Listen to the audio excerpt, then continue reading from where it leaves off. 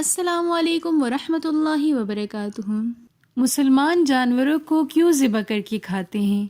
وہ ایک ہی جھٹکے میں گردن الگ کر کے بھی تو جانور کا گوشت کھا سکتے ہیں۔ یہ ایک بڑا سوال تھا۔ جب امریکہ کے سائنسدانوں نے اس پر ریسرچ کی تو پتہ چلا کہ ذبح کرنے سے جانور کے اندر جتنے بھی نیگیٹو سیلز ہوتے ہیں وہ خون کے اندر سے نکل جاتے ہیں۔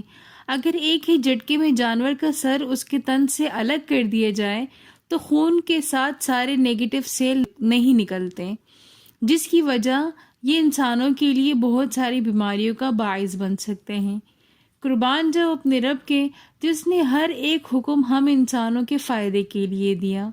اگر آپ کو ہماری آج کی ویڈیو پسند آئی ہو تو ویڈیو کو like, comment, share and subscribe ضرور کیجیے گا۔